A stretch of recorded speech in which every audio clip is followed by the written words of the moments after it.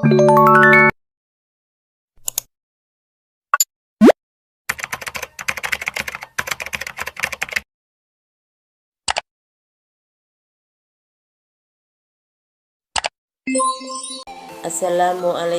warahmatullahi wabarakatuh.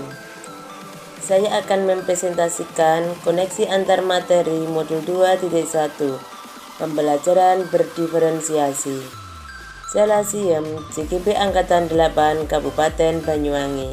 Pembelajaran berdiferensiasi adalah yaitu yang pertama, pembelajaran berdiferensiasi adalah serangkaian keputusan masuk akal atau common sense yang dibuat oleh guru yang berorientasi kepada kebutuhan murid. Yang kedua, pembelajaran berdiferensiasi adalah usaha guru untuk menyesuaikan proses pembelajaran di kelas untuk memenuhi kebutuhan belajar individu murid. Yang ketiga, menurut Tomlinson pada tahun 1999 dalam kelas yang mengimplementasikan pembelajaran berdiferensiasi, seorang guru melakukan upaya yang berkonsisten untuk merespon kebutuhan belajar murid. Pembelajaran berdiferensiasi dapat dilakukan di kelas dengan cara yang pertama, menetapkan tujuan pembelajaran. Yang kedua, menganalisa kebutuhan belajar murid berdasarkan 3 aspek, yaitu yang pertama, kesiapan belajar murid readiness, minat murid interest. Yang ketiga, profil belajar murid. Kemudian yang ketiga, menganalisa penerapan 3 strategi diferensiasi. 1.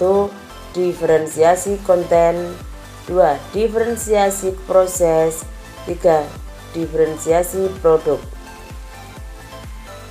Yang keempat, menyusun RPP berdiferensial. Yang kelima, pelaksanaan pembelajaran berdiferensiasi. Bagaimana pembelajaran berdiferensiasi dapat memenuhi kebutuhan belajar murid dan membantu mencapai keberhasilan belajar yang optimal? 1. Guru dapat menganalisa kebutuhan belajar murid berdasarkan 3 aspek. Aspek yang pertama, kesiapan belajar murid. Kesiapan belajar murid adalah kapasitas murid untuk mempelajari materi, konsep, atau keterampilan baru. Yang pertama, mendasar transformatif. Yang kedua, konkret abstrak. Yang ketiga, sederhana kompleks. Yang keempat, terstruktur terbuka. Yang kelima, tergantung mandiri. Dan yang keenam, lambat cepat. Aspek yang kedua, minat murid. Minat murid di sini yang pertama, membantu murid menyadari bahwa ada kecocokan antara sekolah dan kecintaan mereka sendiri untuk belajar. Yang kedua, mendemonstrasikan terhubungan antar semua pembelajaran. 3. Menggunakan keterampilan atau ide yang dikenal murid sebagai jembatan untuk mempelajari ide. Yang keempat, meningkatkan motivasi murid untuk belajar. Aspek yang ketiga, profil belajar murid. Preferen terhadap yang pertama, lingkungan belajar atau suhu ruang cahaya tingkat keseimbangan. 2. Pengaruh budaya, santai terstruktur, pendiam ekspresif, personal impersonal. 3. Gaya belajar, auditory, visual, kinestetik. 4. Kecerdasan majemuk, interpersonal. Interpersonal, verbal, linguistik, natural, linguistik, logis, matematika, dan lain-lain. Bagaimana Anda melihat kaitan antara materi dalam modul ini dengan modul sebelumnya? Yaitu tentang pembentukan karakter profil belajar Pancasila, yaitu pada modul 1.1 Filosofi Ki Hajar Dewantara. Modul 1.2 Nilai dan peran guru penggerak. Modul 1.3 Visi guru penggerak. Modul 1.4 Budaya positif. Modul 2.1 Pembelajaran berdiferensiasi. Kaitan antara pembelajaran berdiferensiasi dengan pendidikan ala Ki Hajar Dewantara. Modul 1.1. Ki Hajar Dewantara telah menyampaikan bahwa maksud dari pendidikan adalah menuntun segala kekuatan kodrat yang ada pada anak-anak, agar mereka sebagai manusia maupun anggota masyarakat dapat mencapai keselamatan dan kebahagiaan yang setinggi-tingginya. Setiap murid yang duduk di kelas kita adalah individu yang unik, dan ini seharusnya menjadi dasar dari praktik-praktik pembelajaran yang akan kita lakukan di kelas dan di sekolah, serta menjadi kerangka acuan saat mengevaluasi praktik-praktik pembelajaran kita. Dengan meyakini bahwa setiap anak adalah unik, maka sebagai pendidik, tugas kita adalah melayani murid-murid dengan segala keragaman tersebut, serta menyediakan lingkungan dan pengalaman belajar terbaik bagi mereka. Salah satu adalah dengan menyelenggarakan pembelajaran yang berdiferensiasi. Kaitan antara pembelajaran berdiferensiasi dengan nilai dan peran guru penggerak. Modul 1.2.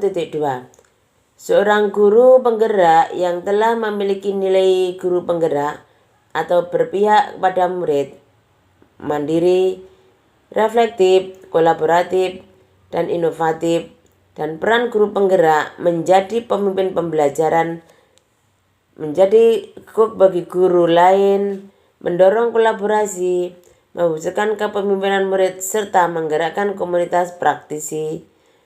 Pastilah mampu merancang pembelajaran yang berdiferensiasi yang dapat menjawab semua kebutuhan belajar murid.